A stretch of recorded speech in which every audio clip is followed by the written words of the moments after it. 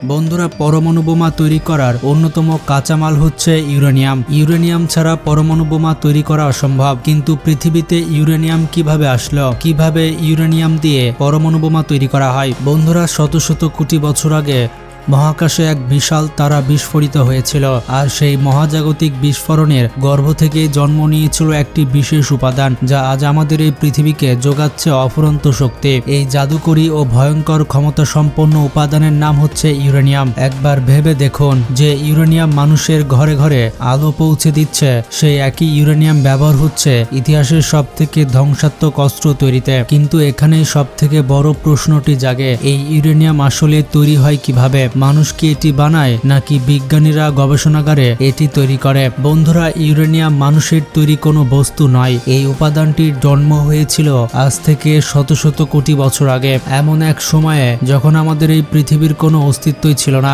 মহাবিশ্বের দানব আকৃতির নক্ষত্রগুলো যখন তাদের আয়ুষ্কাল পূর্ণ করে, তখন তারা এক প্রচন্ড ভয়ঙ্কর বিস্ফোরণের মাধ্যমে ফেটে পড়ে। এই মহাজাগতিক বিস্ফোরণকে বলা হয় সুপারনোভা। সেই বিস্ফোরণের তীব্র তাপ ও প্রচন্ড চাপে সৃষ্টি হয় একাধিক ভারী উপাদান, আর সেই সব ভারী উপাদানের অন্যতম একটি হচ্ছে ইউরেনিয়াম।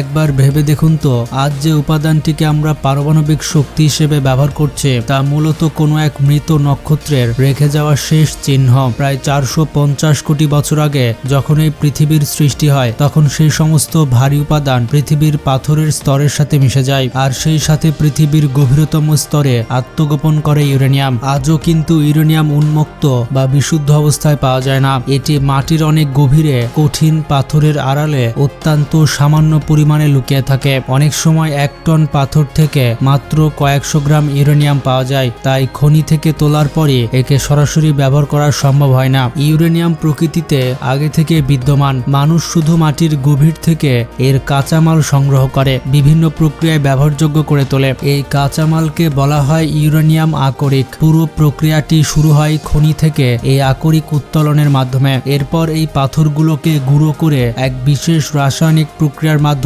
তা থেকে ইউরেনিয়াম আলাদা করা হয়। পরবর্তীতে এটিকে আরো পরিশোধিত করা হয়, যাতে এটি বিপুল পরিমাণ শক্তি উৎপাদনের জন্য সম্পূর্ণ উপযোগী হয়ে ওঠে। একবার কল্পনা করে দেখুন, মাটির শত শত মিটার নিচে ঘুটঘুটে অন্ধকার, ভারী যন্ত্রপাতির কান ফাটানো আওয়াজ, আর তারই মাঝখানে কিছু শ্রমিক এমন এক ধাতুর সন্ধানে হন্যে হয়ে খাটছেন যা সহজে চোখেও পড়ে না, অথচ যার মূল্য কোটি কোটি টাকা। পৃথিবীতে প্রধানত 3টি পদ্ধতিতে ইউরেনিয়াম উত্তোলন করা হয়।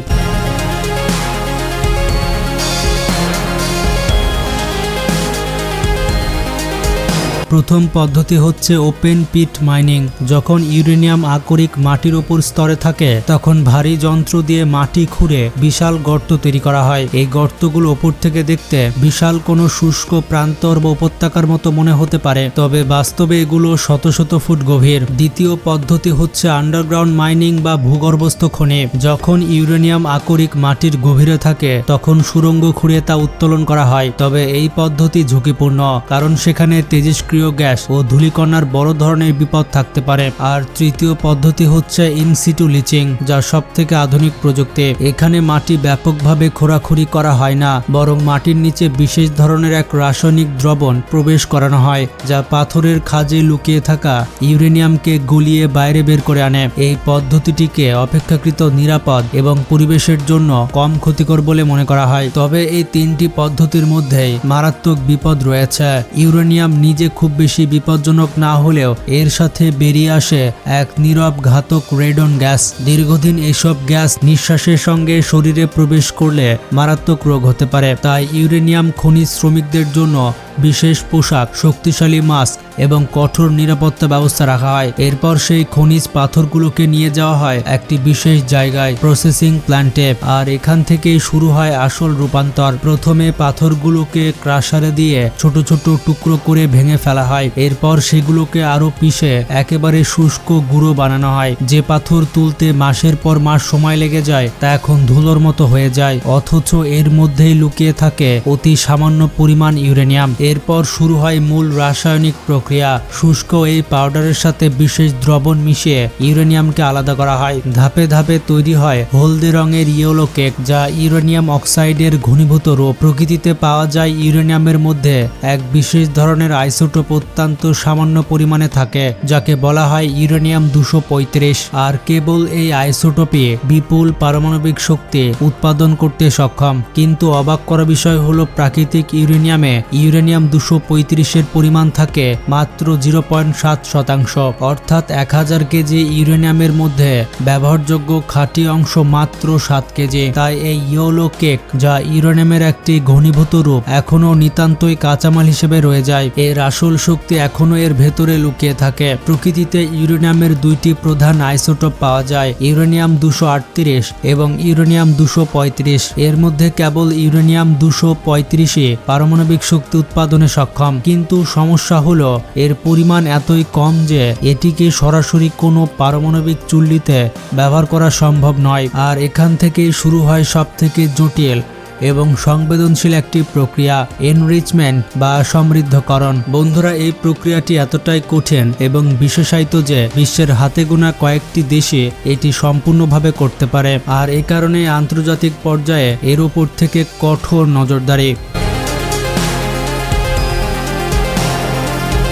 এনরিচমেন্টের প্রথম ধাপে সেই ইয়েলো কেককে একটি গ্যাসে রূপান্তর করা হয়, যার নাম হচ্ছে ইউরেনিয়াম হেক্সাফ্লোরাইড। ইউরেনিয়াম 235 ও ইউরেনিয়াম 238-এর ওজনের পার্থক্য খুবই সামান্য হওয়ায় এইগুলোকে আলাদা করা বেশ কঠিন। এই কাজটি করার জন্য ব্যবহার করা হয় সেন্ট্রিফিউজ মেশিন। এটি দ্রুত ঘোরার ফলে ভারী ইউরেনিয়াম 238 বাইরে সরে যায় এবং হালকা ইউরেনিয়াম 235 ভেতরের দিকে জমা হয়। এই জটিল প্রক্রিয়াটি হাজার হাজার বার পুনরাবৃত্তি করতে হয়। শত শত সেন্ট্রিফিউজ একসাথে কাজ করে ধীরে ধীরে ইউরেনিয়াম 235-এর পরিমাণ বাড়ায়। বিদ্যুৎ উৎপাদনের জন্য এটি সাধারণত 3 থেকে 5% পর্যন্ত সমৃদ্ধ করা হয়, আর পরমাণু অস্ত্রের ক্ষেত্রে তা প্রায় 90% পর্যন্ত পৌঁছায়। আর ঠিক এখান থেকেই শুরু হয় বিশ্ব রাজনীতি, ভয় এবং স্নায়ুযুদ্ধের মূল গল্প। এই এনরিচমেন্ট প্রক্রিয়ায় শান্তি ও ধ্বংসের মাঝে এক অদৃশ্য সীমারেখা তৈরি করে। এখন প্রশ্ন আসে, এই সমৃদ্ধ ইউরেনিয়াম পারমাণবিক চুল্লিতে কিভাবে কাজ করে, কিভাবে এটি বিপুল পরিমাণ শক্তি উৎপাদন করে, আর কেনই বা একে এত কঠোরভাবে নিয়ন্ত্রণ করা জরুরি।